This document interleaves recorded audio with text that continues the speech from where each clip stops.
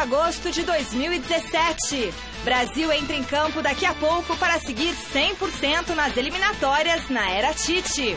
Depois de 3 dias de folga, Santos volta aos trabalhos de olho no clássico com o Corinthians. No Corinthians, Marciel e Wilson treinam e ficam à disposição do técnico Fábio Carille. Emprestado pelo Cruzeiro ao São Paulo, lateral esquerdo Edmar usa o exemplo da Raposa 2016 para que o tricolor escape da Série B. Tem também as notícias do Palmeiras e um papo exclusivo com esse cara aqui, ó, Michel Bastos, daqui a pouco no Gazeta Esportiva. E ainda, as movimentações no último dia de janela nas principais ligas europeias e uma matéria especial sobre a dança das cadeiras entre os técnicos brasileiros. Oi, gente, boa noite. Semana voando, hein? E o Gazeta Esportiva começa falando da seleção brasileira que logo mais, às 9h45, enfrenta o Equador na Arena do Grêmio. Com a vaga já garantida para a Copa do Mundo da Rússia, a equipe do técnico Tite pode conquistar o título das eliminatórias com 3 rodadas de antecedência. Para isso, basta vencer os equatorianos e torcer para que a Colômbia não ganhe da Venezuela em jogo que está acontecendo agora na cidade venezuelana de San Cristóbal. Por enquanto, 0-0. Logo mais, diante do Equador, em Porto Alegre, a seleção brasileira terá o 10º capitão sob o comando do técnico Tite. Tá podendo representar a seleção brasileira, representar meu país, para mim já é um orgulho imenso. E poder ser capitão pela primeira vez da seleção brasileira, para mim é uma coisa que não tem preço. Mesmo já classificado para o Mundial da Rússia, o Brasil não entrará em campo com espírito diferente das últimas 8 vitórias em jogos válidos pelas eliminatórias. A gente sabe que o caminho é largo, o caminho é duro, porque a gente quer botar a seleção onde ela tem que estar, e para chegar lá a gente tem que sofrer para ganhar alguns jogos. É óbvio que a gente está classificado, mas a nossa mentalidade não muda. A gente vai para cada jogo como se fosse o último. Sobre a escalação da equipe, Tite não fez mistério e confirmou o William entre os titulares. O William está jogado, está bem, por uma questão de justiça, o William inicia, Coutinho fica como opção. E para quem pensa que a seleção entrará em campo sem pressão por conta da vaga na Copa já garantida, Tite está aí para acabar com este tipo de pensamento. A seleção brasileira, os atletas que vão para o jogo estão pressionados, porque o técnico quer desempenho. Ele quer que jogue bem, que seja competitivo. Se o resultado não vier, é uma outra história. Mas esse compromisso e essa pressão, eles vão, e já estão agora publicamente, eu já falei para eles individualmente, agora publicamente está colocado sim, também.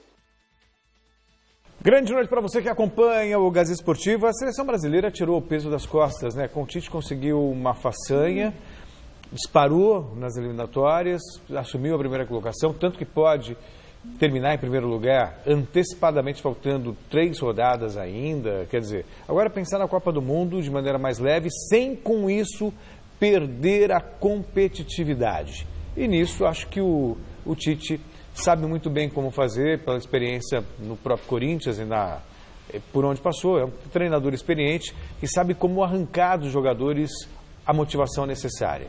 Porque se a vaga para a Copa do Mundo está garantida para a seleção, nem todos os jogadores estão garantidos na Copa do Mundo.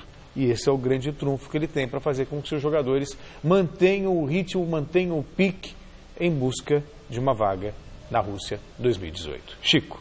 Celso, boa noite, Michele. Oi. Michele, antes de opinar, João, coloca aí a escalação do Brasil para a gente poder analisar melhor. Chama aí, Mi.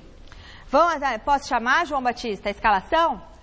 Vamos lá, então, sem querer fazer grandes mistérios aí, o técnico Tite já definiu a equipe titular. Vamos ver. Alisson, Daniel Alves, Marquinhos, Miranda e Marcelo.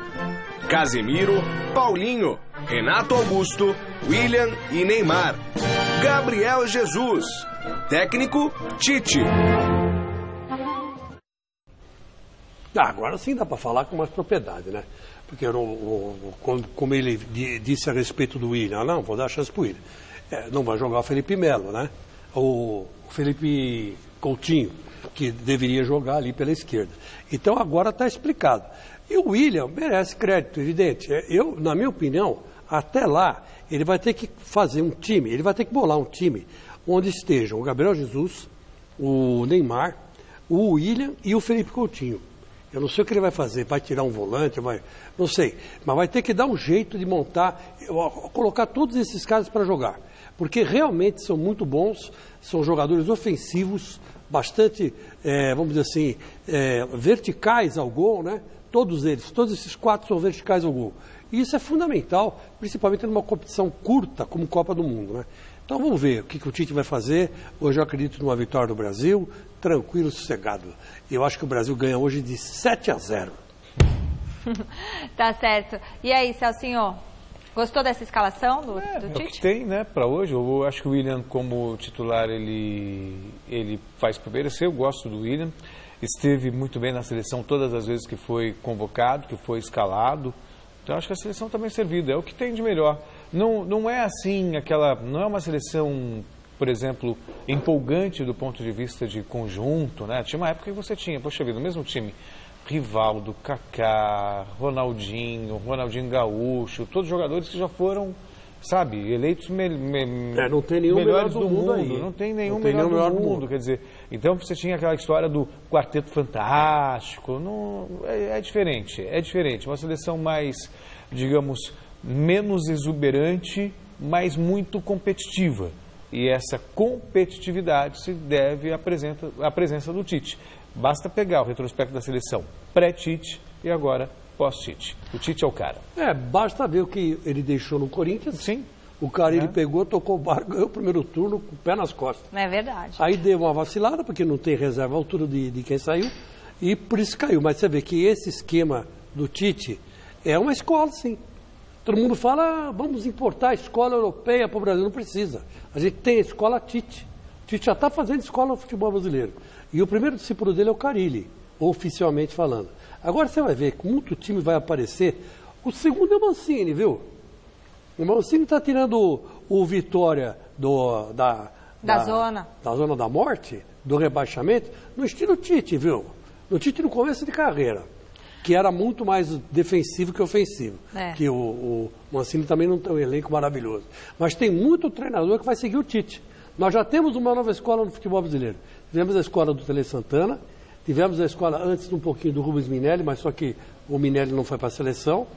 Tivemos uma escola do Zagallo, mais ou menos, também pegou um time que era fortíssimo, né? Que era só jogar camisa para cima e pegar, né? E tivemos a escola do Felipão, a família Scolari, que na verdade tinha alguns pilares, né?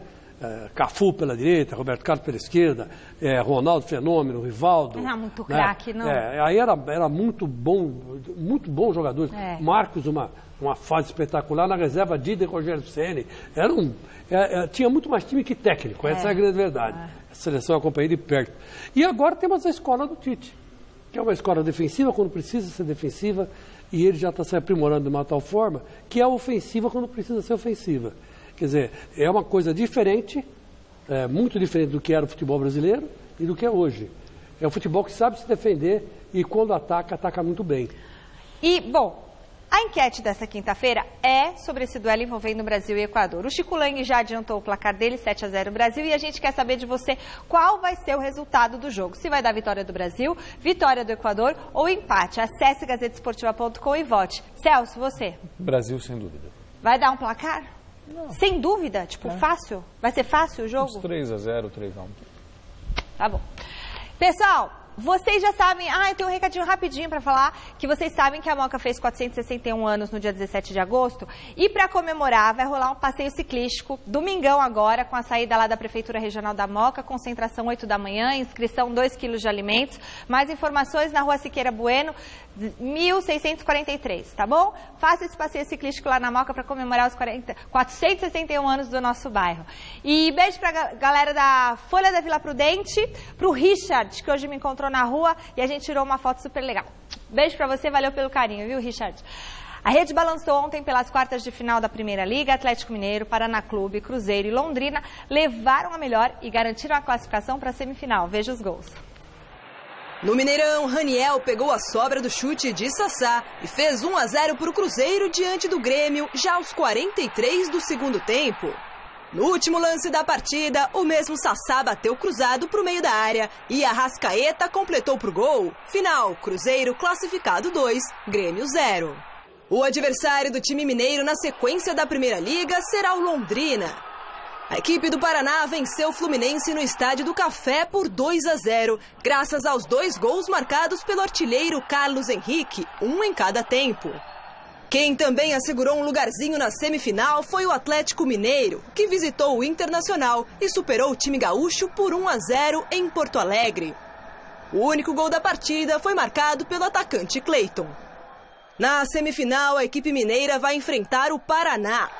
Depois de empatar em 1-1 com o Flamengo no tempo normal, o Paraná acabou garantindo vaga na próxima fase graças às cobranças de pênalti.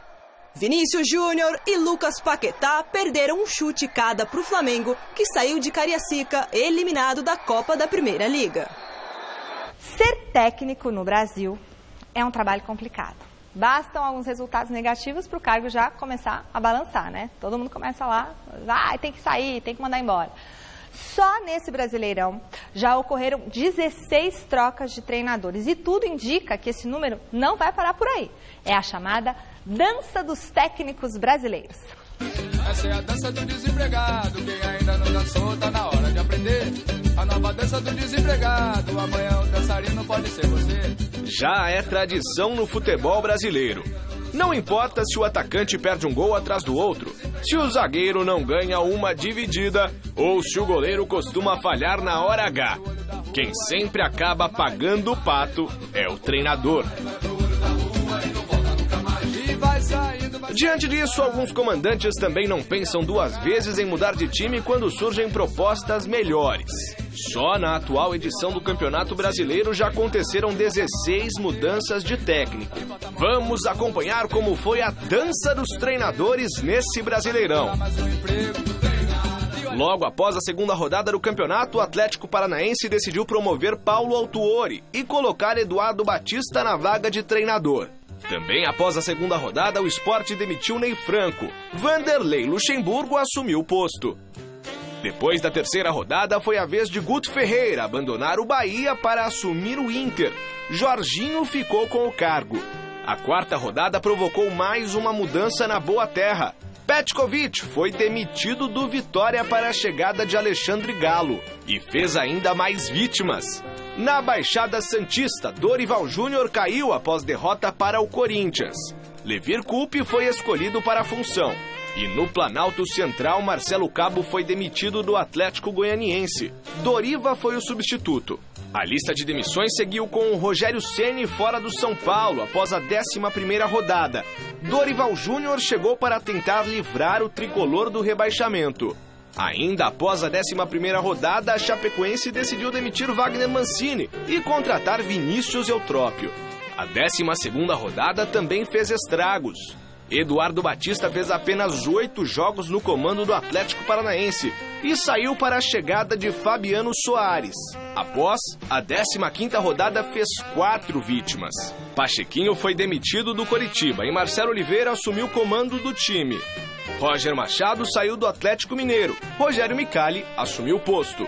Com apenas 11 jogos no comando do Vitória, Alexandre Galo caiu. Wagner Mancini foi chamado para ocupar a vaga. E Doriva, com 10 jogos no comando do Atlético Goianiense, foi mandado embora para a chegada de João Paulo Sanches. Já a 17ª rodada vitimou Jorginho no Bahia. Preto Casagrande foi o escolhido para o cargo. Finalizado o primeiro turno, o Flamengo decidiu demitir Zé Ricardo e trazer o colombiano Reinaldo Rueda para o comando técnico do rubro-negro. E o último a entrar nessa dança dos desempregados foi Milton Mendes do Vasco, demitido após a 21ª rodada. Zé Ricardo é o novo técnico vascaíno. Diante desse quadro de extrema instabilidade, a Federação Brasileira de Treinadores de Futebol realizou um congresso para discutir os rumos da profissão no país e solicitar a criação de mecanismos que protejam esses profissionais, como estabelecimento de limites para a mudança de técnicos durante a temporada, As propostas foram encaminhadas para a CBF, que se comprometeu a analisá-las. Nós vamos sugerir à CBF para que possa nos ajudar, nos auxiliar nesse sentido, da proteção do cargo, o respeito pelo técnico, a manutenção do trabalho, não é que não seja mandar embora, mas não possa ter tantas trocas no mesmo clube. Muito importante a reunião, porque nós tivemos aí cerca de 100 treinadores discutindo o nosso destino, o nosso futuro, né? E diante disso tudo a gente fez um resumo para sentar com a diretoria da CBF e tentar passar para eles quais as nossas dificuldades, aquilo que a gente tem em termos de instabilidade no emprego, para que a CBF, entendendo isso daí, possa, de repente, alterar alguma coisa no regulamento das competições e vir de encontro àquilo que é o desejo do treinador, a melhoria do futebol brasileiro. Eu concordo plenamente, Chico, que realmente o que acontece no Brasil é lamentável. Não há projeto que se sustente devido a... Eu não vou nem chamar de... Eu até me fugiu a palavra que eu poderia usar, inconstância dos dirigentes. Não é nem isso, é covardia mesmo. É que quando os resultados não aparecem, em vez de eles bancarem um projeto, eles se sentem acuados, pressionados, sejam por torcedores organizados, seja por conselheiros, seja pelo Papa, seja pelo presidente. E aí o que eles fazem? Eles oferecem a cabeça do treinador numa bandeja para continuar, para apagar incêndio. Essa é a real. E nenhum projeto sobrevive. Aliás, não tem nem projeto. Eles vão contratando treinadores de acordo com o nome, independentemente de qualquer coerência na filosofia de trabalho. Porque eles não são do ramo, essa é a realidade. Os dirigentes do futebol brasileiro pouco entendem do riscado. Mas, por outro lado, aí também a gente está vendo o Guto Ferreira, e é inevitável também você ver que os clubes normalmente quebram uma sequência. Mas treinador também quebra. O treinador, de repente, recebe uma proposta melhor, abandona o trabalho no meio do caminho e vai embora, como fez o Guto Ferreira, por exemplo, com o Bahia para ir para o Internacional. Sabe? Como fez o Eduardo Batista lá atrás com o Sport para ir para o Fluminense. Também está errado. Tudo bem, existe aí um acordo livre, uma multa, uma rescisão que é paga quando esse contrato é rompido. Mas tem o lado do dirigente, que é o pior, mas também tem o lado do treinador, que muitas vezes também acaba interrompendo, abortando um trabalho em busca de uma proposta melhor. Vocês vamos falar a verdade, o futebol brasileiro é a festa do caqui, né? É a casa da mãe Joana. É a casa da mãe Joana. Os dirigentes fazem as picaretagens deles, os treinadores, não estou dizendo que são todos, mas muitos aceitam, a grande verdade é essa, não ganha na carteira o salário de fato, né? Tem uma parte que vai publicamente, a outra parte corre por baixo do pano. Então eu acho que a organização dos treinadores é fundamental. Esse encontro que teve no Rio de Janeiro talvez seja o começo, foi um encontro onde quase todos os grandes técnicos estiveram presentes. Está vendo Parreira, está vendo aí o Joel Santana, está vendo uma porção de jogou o Tite, né? Aí o Micali, enfim, foram os grandes treinadores do futebol brasileiro que estiveram aí. O Zico estava lá também, que é treinador. Então eu acho assim, que tem que haver organização. Qualquer setor, qualquer entidade trabalhista que não for organizada, não tem como reivindicar. Por quê? Porque há muita competição, há muito choque de interesse entre os próprios treinadores. Então você sabe que tem treinador que descobriu ou vê uma sequência ruim do companheiro, né? O que ele faz? Ele já liga para o dirigente e se oferece. 3, 4 rodadas antes do companheiro, do treinador, né? Que é um companheiro de trabalho dele, cair. Então, quer dizer, há picaretagem de todos os lados. Essa é a grande verdade, né? Então, eu acho que está na hora de estabelecer uma regra. E o que querem os treinadores? Que pelo menos 2 treinadores só sejam colocados no ano. É isso aí. Então, quer dizer, já é o princípio de organização do caos, né? Você evita de jogador querer derrubar técnico, ele vai ter que ficar com o técnico até o final do ano mesmo. Vai ter que ficar, não tem jeito. Porque se não ficar, leva a multa, cai para a segunda divisão, ou para uma divisão inferior, enfim, é o começo de uma coisa que pode ser muito grande, né? E eu dou todo o meu apoio, porque se depender de dirigente, meu filho, a bagunça continua, porque interessa a eles, né? Onde está bagunçado, você sabe como é que é. É casa da mãe Joana, é terra de ninguém, e aí o dinheiro vai para o bolso e fica tudo por isso mesmo. Bom, com exceção da Espanha, que fecha a janela nesta sexta-feira, como a gente falou ontem aqui no Gazeta Esportiva, as principais ligas da Europa tiveram um encerramento do mercado de transferências hoje, nesta quinta. E a contratação de maior impacto veio novamente do PSG. O Paris Saint-Germain assombrou o mundo novamente. A equipe, que já conta com Neymar, anunciou hoje por meio de um vídeo nas redes sociais a contratação da jovem sensação do futebol francês, Mbappé.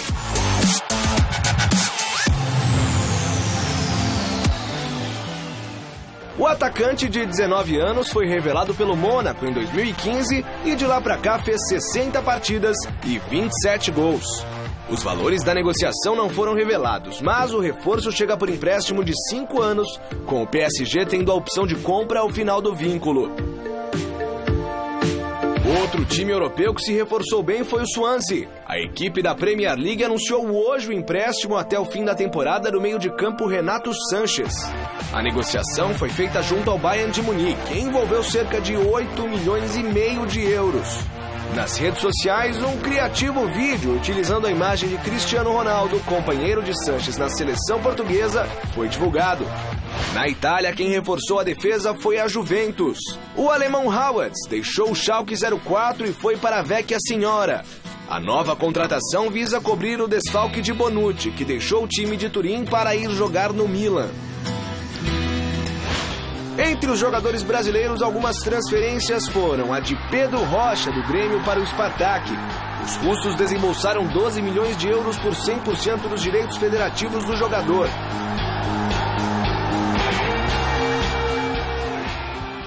Quem também está de casa nova na Europa é o zagueiro Lucão. Ele se despediu ontem no São Paulo e vai defender o Estoril de Portugal por um empréstimo de 1 ano.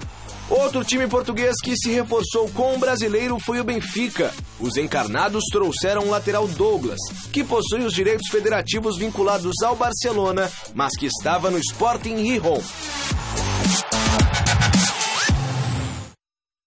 Ô Celso, de todos esses jogadores que foram negociados, eu sou fã desse português Renato Sanches. Sou fã desse rapaz. Ele fez uma Eurocopa maravilhosa, né? Aí, junto com o Cristiano Ronaldo, garantido título para Portugal. Então, eu particularmente adoro o futebol dele. Eu gostaria de ver um jogador desse nível um dia atuando aqui no Brasil, de preferência no Corinthians. Porque o jogador português, a gente tira sarro muito de português aqui no Brasil, né? Mas o jogador português, quando dá de ser bom, é aquele bom, mas invocado, sabe? É aquele cara invocado. Ele veste a camisa, mas ele veste mesmo. Ele dá sangue, ele dá cabeçada na trave, ele briga, ele faz quizumba, ele faz o que precisar fazer para o time dele ganhar. É porque são muito fiéis, né? São muito profissionais, né, no que fazem. Todo português é assim. E são poucos jogadores portugueses que vêm para o Brasil, né? É gozado. E eles são bons, principalmente na zaga e na cabeça de área. Tem poucos atacantes, mas tem muito zagueiro e muito volante. O futebol brasileiro, é que o futebol português está na Europa, né? Está em outro nível, os salários são bem mais altos e fica difícil. Agora, estou contando aqui, ó, falta meia hora para chegar à meia-noite lá na Europa. Segundo a Michelle aqui, que viaja todo ano, 3 vezes, 4 vezes por ano. Mas faz tempo que não Inglaterra, foi. por exemplo, vai dar 7 horas, vai dar meia-noite. Tem expectativa, tem negociação também entre Arsenal e Eu Manchester estou aqui City. rezando, exatamente, estou rezando o Pai Nosso e uma Ave Maria aqui. Aproveitei que já rezei a Ave Maria com o padre, né? Com o Ângelos. Com o Padre Ângelo. Não, Agora, o Padre vou Ângelo rezar... não, o Padre Reginaldo. É a hora do Ângelos. a hora do Ângelo. Mas o Padre é Reginaldo. E é o seguinte, já rezei a Ave Maria, agora vou rezar um Pai Nosso para ninguém tirar jogador do Corinthians. Porque lá não tem. Mas não vai tirar, se não tirou até agora, não vai tirar. Guilherme Arana pode sair. Tomara que, pelo amor de Deus, até minha... Putz, esse relógio não anda, meu. A hora que acabar o programa, eu vou direto ligar lá para o Corinthians para saber se saiu alguém. Então, tomara que... Estava aquela conversa que iam levar o Jô também. Então, eu já fiquei preocupado. Esses caras, eles chegam com o dinheiro e fazem assim. E não dá para você falar não. Então, eu estou rezando aqui Estou rezando agora, vai, Pai Nosso que estás no céu, santificado seja o vosso nome, para que não aconteça... Guarda essa reza para outra situação mais não, mais pelo urgente. amor de Deus, cara. Porque o Corinthians por um motivo mais... O Corinthians não tem time reserva. Não, mas o jogo no Corinthians é um motivo importante. Pelo amor de Deus, pô. O Jô tá dando o título do brasileiro pro Corinthians, é só ver aí. Ele não joga e não faz gol. Quando não joga, o Corinthians não ganha. Ganhou poucas vezes, seu Jô. É porque ele além de sorte, ele tá muito competente. Tá bem, tá super bem. O negão tá uma bala. Teve aqui, nossa senhora, não tá voando baixo. Ele não anda, ele flutua. É verdade. Ele levita. Flutua, ele levita. O cara tá com a cabeça boa, tá com o corpo em cima, quer dizer... Tá abençoado. Tá abençoado, tá iluminado. Tá ungido, iluminado. Então, minha gente, Pai Nosso, eu tô rezando quieto aqui. Voltamos a falar dos clubes brasileiros. No Corinthians, o personagem da coletiva de hoje foi o atacante Cleison. Além disso, Fábio Carille pode contar com 2 reforços nos treinos desta quinta. Veja com Osmar Garrafa. É isso, Michele. No Corinthians, a ordem é treinar, treinar e treinar. Até porque o Timão só volta a campo para defender a liderança do Campeonato Brasileiro no domingo da outra semana, clássico contra o Santos na Vila Belmiro. Neste momento, o Corinthians se mantém na liderança do Campeonato Brasileiro com 10 pontos de vantagem para o Grêmio. Mas o Grêmio pode tirar essa diferença, diminuir essa diferença para 7 já no final de semana, porque o Grêmio tem uma partida a menos que o Timão, enfrenta o Sport no final de semana e se vencer a diferença vai cair para 7 pontos, mas mesmo assim o Corinthians fica com uma boa margem de vantagem. O técnico Fábio Carille aproveita todo esse tempo para ajustar a equipe, recuperar jogadores que estão no departamento médico e, claro, movimentar o seu time em jogos treinos. Ontem, o profissional, ou seja, a equipe titular, se movimentou contra o Sub-20, né? Um jogo treino, os titulares participaram. E hoje, aqui no CT Dr. Joaquim Grava, foi a vez da equipe considerada reserva jogar uma partida treino. Enfrentou o Atibaia. Claro que o placar é o que menos importa. O importante era mesmo ver a movimentação de jogadores que não vinham atuando. Casos de Marciel, que jogou pela lateral esquerda, fica à disposição para ser um dos substitutos do Arana, que está entregue ao departamento médico. E a outra boa notícia é a presença do Wilson, mais um zagueiro para o técnico Fábio Carille. Depois dessa atividade aqui no CT, o atacante Cleison concedeu entrevista coletiva e falou dessa preparação do Corinthians para o clássico do domingo da outra semana contra o Santos na Baixada Santista. O ambiente nosso é espetacular, é claro que ninguém quer perder, a gente fica chateado com a derrota, mas a gente tem que também tirar os pontos positivos. Foram 2 derrotas que, se você analisar, o time jogou bem, criou, teve oportunidade. Felizmente a bola acabou não entrando, mas foram 2 jogos que perdemos jogando bem. Então, creio que um pouco mais de atenção ali numa bola ou outra, independente do adversário, a gente tem que continuar fazendo nosso trabalho, que a gente vem fazendo desde o começo, e aproveitar as oportunidades para poder sair com a vitória. Apenas complementando, Michele, quanto à montagem da equipe para o clássico contra o Santos, somente a partir da próxima quarta-feira. Aí sim o técnico Carille começa a esboçar o time, pois ele vai contar com jogadores que estão servindo às seleções dos seus respectivos países. Casos de Cássio e Fagner na seleção brasileira, o Romero e também o Balbuena na seleção do Paraguai. E esses jogadores estarão à disposição do técnico Fábio Carille já na próxima quarta-feira. Do CT Dr. Joaquim Grava, Osmar Garrafa, para o Gazeta Esportiva. Apesar de o Corinthians ter perdido para 2 vezes, né, nesse retorno, em 3 jogos, venceu 1, perdeu 2, contra equipes que lutam para não cair, as 3 equipes, né, Vitória, Chapecoense e também o Atlético Goianiense, ainda assim a situação do Corinthians ela não é preocupante. Pelo futebol apresentado, exceção feita ao jogo contra a Chapecoense, que o jogo foi horrível. Contra a Vitória o time produziu, contra o Atlético Goianiense o time produziu, só não conseguiu fazer gol. Sem falar também que o retrospecto do time fora de casa é muito melhor do que em casa. Então tem tudo a ver jogar fora de casa nessa temporada para o Corinthians, porque ele tem todo um esquema defensivo extremamente sólido, sabe aproveitar os contra-ataques, e isso tem lhe garantido pontos imprescindíveis, né? O Corinthians venceu no território inimigo muito mais do que venceu em casa. Portanto, por isso essa tranquilidade no Corinthians. Tem aí 10 pontos de vantagem, pode cair para 7? Pode, mas o céu é de brigadeiro para o alvinegro. E uma informação bastante importante no site Globo.com e está repercutindo aqui no site do meu timão também, eu estou citando o Santo e o Milagre, né? Que a Caixa Econômica e o Corinthians chegaram finalmente a um processo de refinanciamento da Arena. Então agora o Corinthians conseguiu alguns benefícios, diminuiu o tempo de pagamento, era de 17 anos, passou para 12. A entrevista foi dada pelo o Flávio Piovesan, né? E o Corinthians agora vai começar a ter também o direito de estipular o preço do ingresso, que não podia ser, era um conselho gestor que estipulava, né? Enfim, uma série de vantagens. O Corinthians e a Caixa agora se acertaram, a dívida vai ser paga o mais rápido possível, 12 anos, em 12 anos, para não pagar tanto juro. E hoje a Arena Corinthians vale 1,1 bilhão de reais, né? Foi fechado em 985 milhões e agora vale 1,1 bilhão.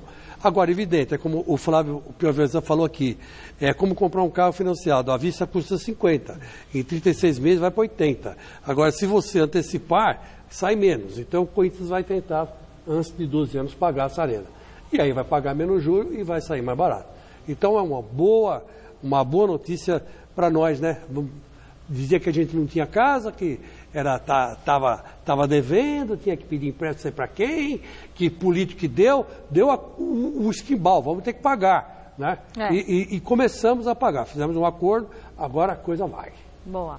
No Palmeiras, o técnico Cuca aproveita o tempo livre para poder ajustar a equipe que só volta a campo no outro sábado, dia 9 de setembro, contra o Atlético Mineiro. E o Jonas Campos, nosso repórter, acompanhou o treino desta quinta e também bateu um papo exclusivo com o Michel Bastos. Confira. Dia de 2 períodos de treinamento na academia de futebol. No primeiro deles, aberto à imprensa, o técnico Cuca, na ativa, trabalhou intensamente com o sistema defensivo e a posse de bola. No gramado, aprimorando a parte física, as novidades foram as presenças de Dudu, que vem se recuperando de lesão na coxa esquerda, e do volante Arouca, que por conta de 2 procedimentos cirúrgicos no tornozelo, praticamente não participou da atual temporada e segue em recuperação. Enquanto isso, lá na sala de entrevista coletiva, silêncio total e nada de entrevistados para esta quinta-feira. Mas a pedido do Gazeta Esportiva e do técnico Cuca, Michel Bastos, que há tempos não falava com a imprensa, quebrou o silêncio e atendeu a nossa equipe de reportagem. A gente viu ali o professor pegando no seu pé na lateral esquerda. Michel, tem que falar, tudo mais, orientando. Michel Bastos, afinal, prefere jogar de lateral esquerdo ou um pouco mais avançado? Bom, todo mundo sabe minha preferência, mas o Michel Bastos sempre foi um jogador que se adapta ao grupo, se adapta à equipe. Me coloquei à disposição e venho jogando, lógico que preciso de uma readaptação.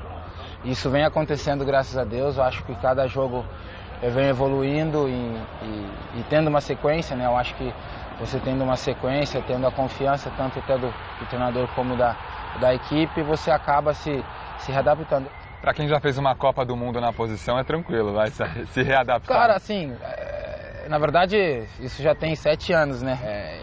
E como eu sou um jogador mais ofensivo, então eu tenho que me adaptar nesse sentido, né? Marcar mais, me posicionar melhor. Pergunta que a torcida do Palmeiras quer saber. Campeonato Brasileiro, ainda dá para sonhar com título?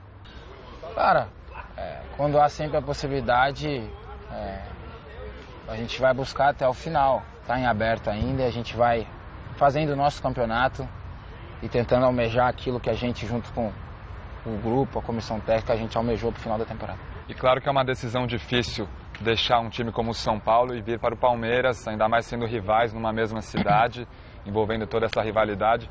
Passado esse tempo com você agora no Palmeiras, que balanço que você faz dessa troca, pessoalmente falando?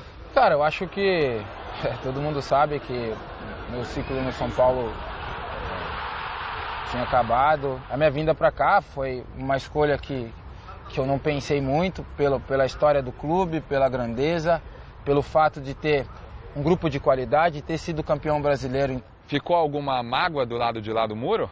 Cara, mágoa não, acho que, lógico, fiquei triste por um certo período pela situação. A gente sabe que, como eu falei, da mesma cobrança que tem aqui dentro do Palmeiras, que é um grande clube, tinha dentro do São Paulo também, porque é um grande clube. E a gente sempre entendeu isso, mas as coisas lá depois passaram um pouco do limite. Desejo sorte aos meus amigos que estão lá até hoje. E não tenho nenhum remorso, não. Aquelas lágrimas e todo aquele sentimento que você acabou expressando pós-clássico contra o São Paulo, o que significou aquilo tudo? Cara, na verdade, ali foi um momento onde eu agradeci a Deus, não pelo fato de estar jogando contra o São Paulo, acho que foi mais pela atuação tanto minha e também da equipe. A gente estava precisando, então eu sou um cara bastante fiel a Deus e foi um momento onde eu quis agradecer pelo fato de também, graças a Deus, não ter acontecido nada, e também naquele período pedir a Deus que cuidasse do prato que saiu, que deu um susto, né, em todos nós.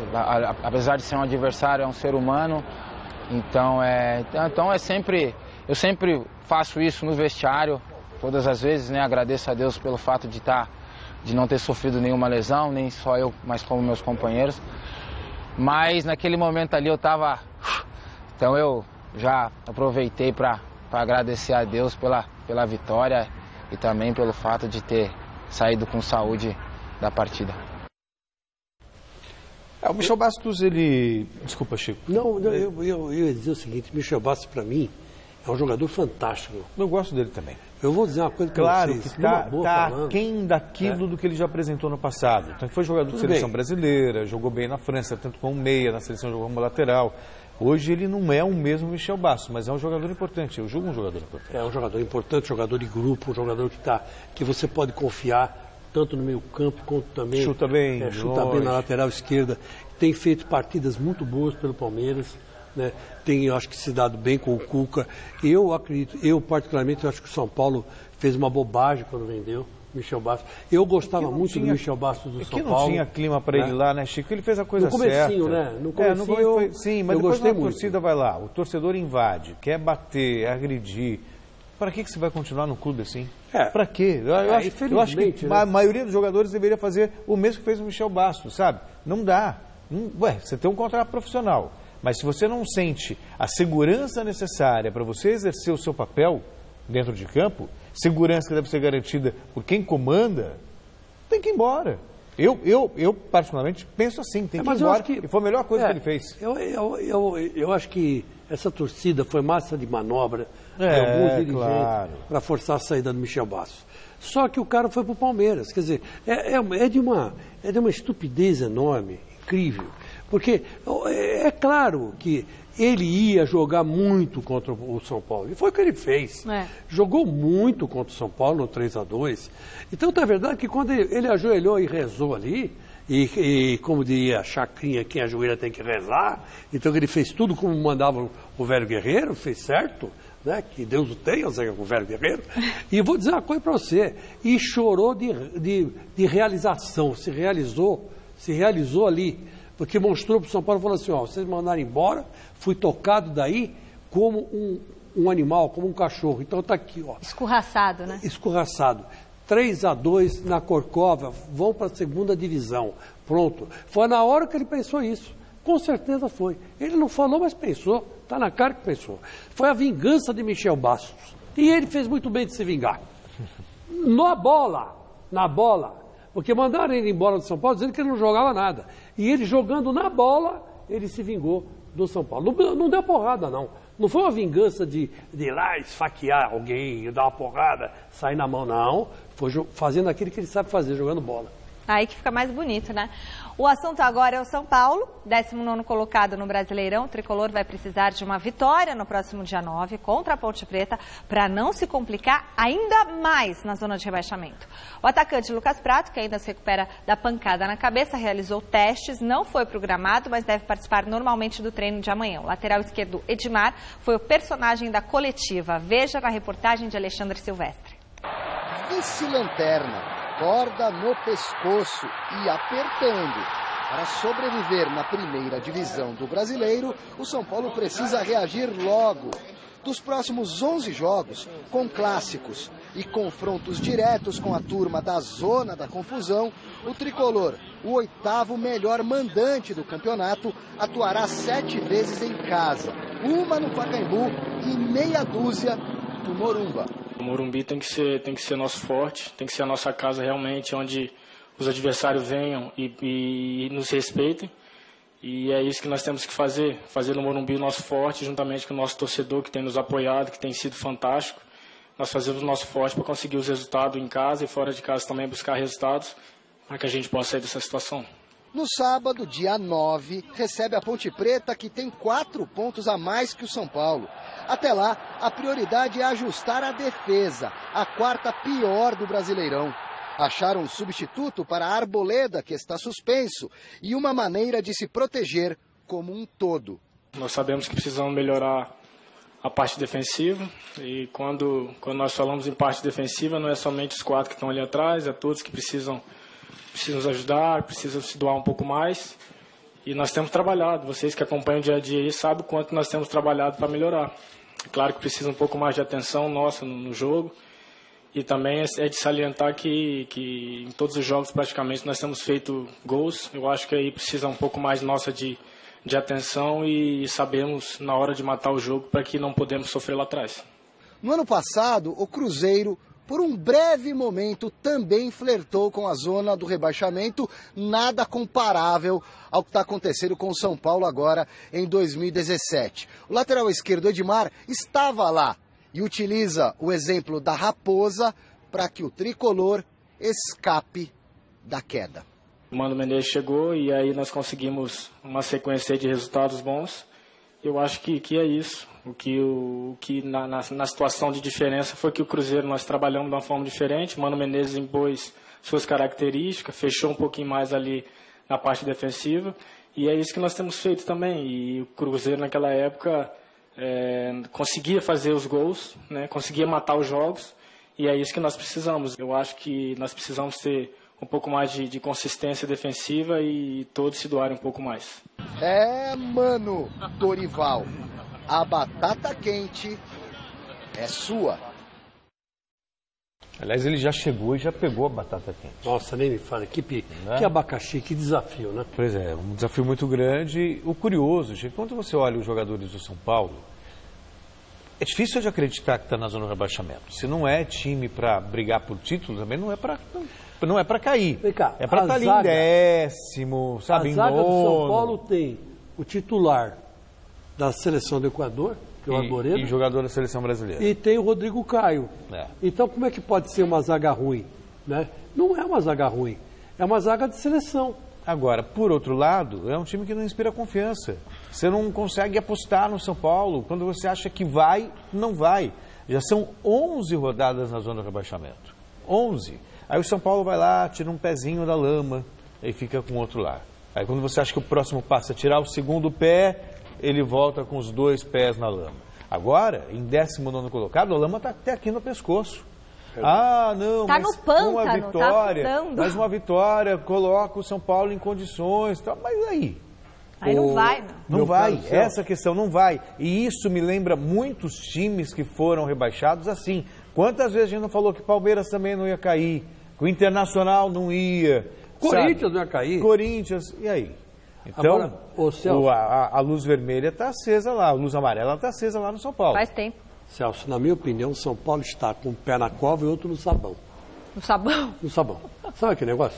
Ou seja, ele desliza e... deslizou, caiu na cova. Eu tinha pensado nessa metáfora, até porque eu nunca imaginei um pé na cova e um pé do sabão. Mas faz sentido. A minha avó que falava isso pra mim. Você parece que tá no pé na cova, eu tô no sabão, calma, e não sei o quê. Quer dizer, não tem jeito. O cara que tá com um pé na cova e outro no sabão, a chance dele cair na cova é quase toda. Ai, meu Deus. O problema é o sabão. É o sabão, o problema é o sabão. Agora, quem foi o sem vergonha que pôs o sabão ali, né? E deixou o cara perto da cova. Então, ali, você faz toda uma análise, você vê que é diretoria, que o São Paulo vem de uns 10 anos para cá em decadência. E aí que mora o perigo, que é a provável soberba de quem comanda. Exatamente. Então, quem comanda pode estar pensando assim, eu trouxe aí o Arboleda, eu trouxe o Hernanes, então a gente não vai cair. Se ficar pensando nesse sentido, aí é que cai mesmo. E é verdade, só mais uma coisinha. Uma coisinha. Olha, viu o Soberano? Já caiu o Império Egípcio, já caiu o Império Romano. O Império Romano. O caiu Turco antes Otomano. o Império de Alexandre, né? O Império do Gengis Khan, meu Deus do céu, que foi enorme. Né? O Império do Gengis Khan. E Alexandre o Grande. Alexandre o Grande.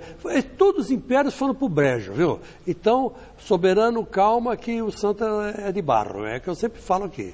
Calma. Até o norte-americano, né? Bom, antes de eu falar do Santos rapidinho, eu preciso mandar um beijo, parabéns, muitas felicidades para o nosso editor do site gazetesportiva.com, querido Luiz Ricardo Fini, competentíssimo, formado aqui na Casper Libero, marido da Dona Aline, pai da Marina e da Amanda. Fini, um beijo grande pra você, muita saúde, muita felicidade. Trabalhei com ele hoje o dia inteiro e esqueci de dar parabéns. Então, fica aqui os parabéns pra você. Você é um excelente profissional, aprendo muito todo dia com você. Você estava certo naquela manchete que estava dando mais ibope daquele jeito lá, tá bom? Tá aqui, ó, fiz a meia-culpa, tá bom?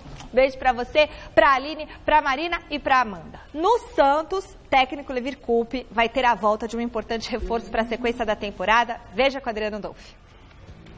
Desde a contusão contra o Palmeiras em outubro do ano passado, o zagueiro Luiz Felipe passou por uma cirurgia no ligamento cruzado do joelho direito e uma longa recuperação.